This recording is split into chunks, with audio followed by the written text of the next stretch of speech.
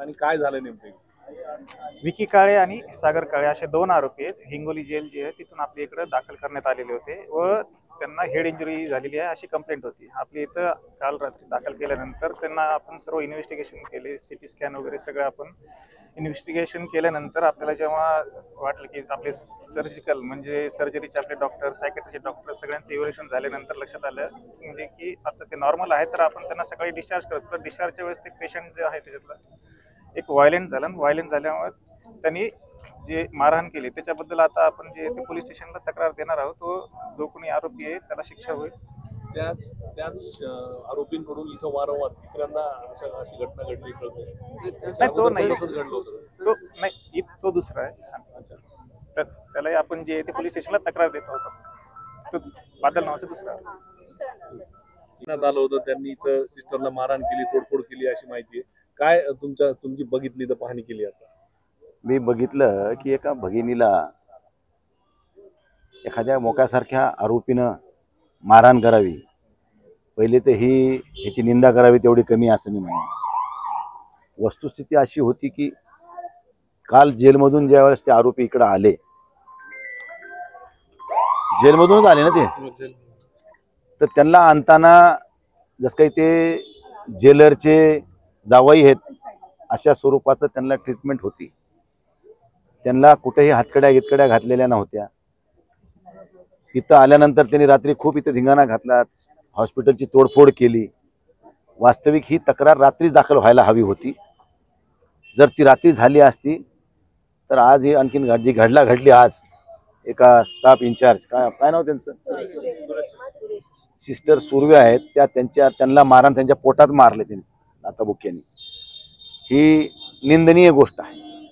आता जनतेची सेवा करणाऱ्या एखाद्या सेवकावर, ज्याला मायबापाला लेकरू बी विचारित नाही, अशा परिस्थितीत ह्या भगिनी त्या लोकसेवेचं काम करतात, ती सुद्धा सुरक्षित जर नसल तर ह्या ठिकाणी पोलीस प्रशासन काय करते हे माझा पहिला प्रश्न असेल. आणि ह्या तक्रारीमध्ये त्यांचे नातेवाईक इथं आणून त्याला गांजा पाजवतात. म्हणजे आरोपीला पोलीस भेटू कसं काय देत होती त्याच्या नातेवाईकाला? आत्ता सुद्धा ते जात असताना, जेलला नेत असताना ईदगाह मैदानामध्ये ते धुमाकूळ घालायला, मग हातकड्या न घालता एवढा मोठा मोक्यासारखा आरोपी आणलाच कसा, पहिला माझा आरोप. त्यामुळे ह्याच्यामध्ये ज्या कोणी पोलिसांनी निष्काळजीपणा केलाय किंवा ज्या जेलरनी ह्या ठिकाणी ज्याला कोणाला ड्युटी लावली होती त्या अधिकाऱ्यावर निलंबनाची कारवाई झाली पाहिजे. ह्या महिला भगिनीशी झालेला जो काही प्रसंग आहे तो त्याच्यामध्ये शासकीय सेवेचा तर असेलच, पण 354 सारखा विनयभंगाचा सुद्धा गुन्हा दाखल झाला पाहिजे. त्याचबरोबर रात्री जे काही सिव्हिलमध्ये तोडफोड झाली आहे ह्याची तक्रार देखील जिल्हा शल्य चिकित्सकांनी किंवा डीननी केली पाहिजे. आणि ह्याच्या पुढे काही होऊ नये. ह्या सिव्हिलमध्ये आत्तामध्ये एक आरोपी मध्ये धिंगाणा घालतोय, बादल नावाचं, त्याची 3री-4थी वेळच आहे. माझं एवढंच म्हणणं आहे की पोलीस प्रशासनाला, मी SP साहेबाला, गृहमंत्री उद्या येणार आहेत या ठिकाणी, की ह्या सिव्हिल हॉस्पिटलमध्ये एखादं चांगलं पोलीस स्टेशन उभा राहावं. त्या ठिकाणी 2 कर्मचारी 3 कर्मचाऱ्यापेक्षा एक 5-6 कर्मचाऱ्याचा स्टाफ द्यावा, जे की इथं अवेलेबल असावेत. सिव्हिलमध्ये थोडा जरी काही इन्सिडेंट घडतंय त्यावेळेस त्यांनी तत्काळ त्या ठिकाणी पोलिसांनी कोणाच्या फिर्यादीची वाट न बघता अगोदर 2 काट्या घालायचं काम ह्या आरोपीला केलं पाहिजे. किंवा कोणी दंगेखोर असेल त्याचे लिहामुलाजा न करता त्याच्यावर दंडात्मक कारवाई सुरुवातीलाच करून मोकळं केलं पाहिजे. मी या मताचा आहे. त्यामुळे पोलीस प्रशासन ह्या ठिकाणी एक चांगल्या प्रकारची चौकी उभी करून ह्या ठिकाणी सेवेचं काम करणाऱ्या, मग भगिनी असतील, बंधू असतील, डॉक्टर असतील, या सगळ्यांच्या प्रोटेक्शनसाठी ह्या ठिकाणी सिव्हिल हॉस्पिटलमध्ये एक चांगलं रुग्णालयामध्ये एक पोलीस स्टेशनची चौकी सशक्त अशी, पुन्हा उगाच नावाला 2 कोणी दिलेत, एक जाते फिरायला, कधीतरी एखादा आले की ते पंचनामा करायला येत नाही, त्याला बोलवावं लागतंय, ही शोकांतिका आहे.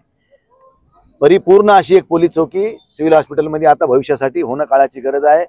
कारण लोक आता बऱ्याचशा नशेच्या आहारी जाऊन बऱ्याच काही गोष्टी करायला लागलेत. ह्या गोष्टीला आळा घालायचा असेल तर चांगल्या प्रकारची शिस्त लावणं आता ही पोलीस प्रशासनानं या सिव्हिलमध्ये थोडा पुढाकार घेणं काळाची गरज आहे असं मला या निमित्तानं वाटतं. जेलमधून हे 2 मुख्याचे आरोपी बाहेर येतात, सिव्हिलमध्ये येतात, इथून जाताना इथं धिंगाणा करतात, रस्त्यावर धिंगाणा करतात. जेलचं प्रशासन कुठं आहे किंवा पोलीस प्रशासन कुठं आहे असा प्रश्न पडतो. जेलच्या प्रशासनानं, जेलरने एक गार्ड लावून दिलाय. गार्डनी जेलमधून आरोपी बाहेर आणलेत. आणताना त्या पोलिसांनी ही काळजी घ्यायला हवी होती की त्यांना परिपूर्ण असं हातकड्या, समजा त्या जर मोक्यासारखा आरोपी असेल तर त्याला हातातच नाही तर पायात सुद्धा बेड्या घालून आणायला पाहिजे होत्या, किंवा 2 पोलिसाच्या आणि 4 पोलिसाच्या भरोश्यावर नाही, एखादा बंदूकधारी 2 गार्ड घेऊन आणि 4-2 आणखीन कर्मचारी घेऊन ह्या आरोपीला गाडीत आणायला पाहिजे होतं आणि गाडीतच न्यायला पाहिजे होतं, जेणेकरून कुठेही त्रास होता कामा नाही. परंतु अशा प्रकारचा काळजी घेण्यात आलेली नाही. त्यामुळे ह्या सेवेमध्ये ज्याने कोणी निष्काळजीपणा केलाय त्याच्यावर कारवाई झाली पाहिजे, मी अशी मागणी करतो.